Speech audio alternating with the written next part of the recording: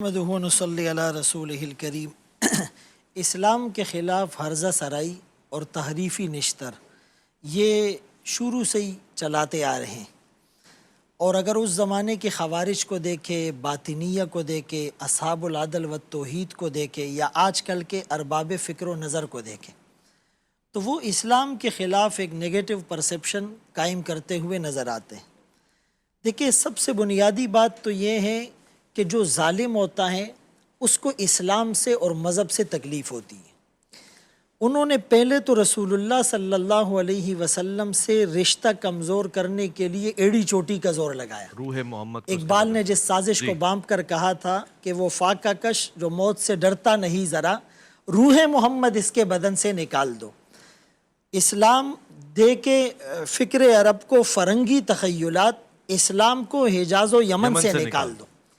اس میں جب وہ ناکام ہوئے، اور ناکام ایسے ہوئے کہ خود جو غیر مسلم دانشور تھے، جیسے مارٹن لنگز نے ایک کتاب لکھی رسول اللہ صلی اللہ علیہ وسلم کے بارے میں کہ his life is based on earliest resources، اور اسی طرح جو ہے کیرون آرمسٹرونگ نے ایک کتاب لکھی کہ یہ پیغمبر دہشت نہیں، نعوذ باللہ، پیغمبر رحمت ہے، دی پروفٹ آف آور ٹائم میں لکھا۔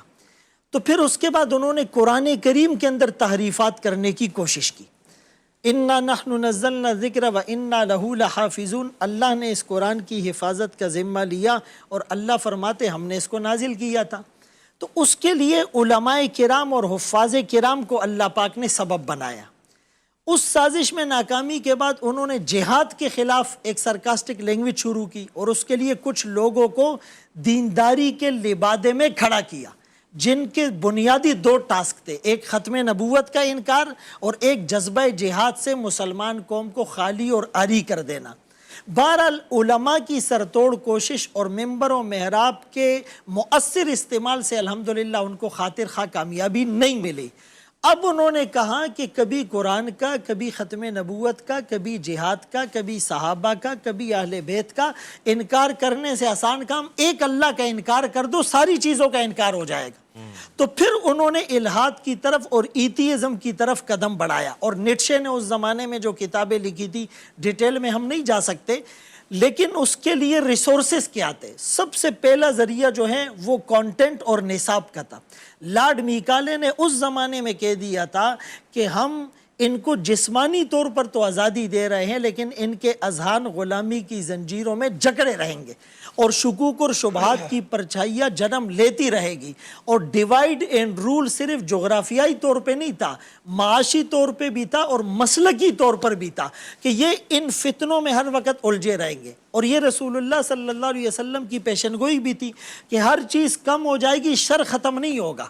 اور پھر فرمائے فتنے ایسے آئیں گے کوقع المطر، جیسے بارش کی بوندیں، کقطع اللیل المظلم، جیسے اندھیری رات کے ٹکڑے، اور کنظام بال قطع سلکہ، اور جیسے تسبیح کا دھاگا ٹوٹ جائے تو دانے پہ در پہ متوالیاً متتابعاً ریگولرلی گرتے، ایسے فتنے آئیں گے۔ تو ایک تو نصاب کے اوپر ہم توجہ دیں کہ ہمارے اسکولوں میں اسلامی جمہوریہ پاکستان میں مسلمان بچوں کو کیا کانٹینٹ اور نصاب پڑھایا جا رہا ہے، نشاندہی کا وقت ابھی نہیں ہے۔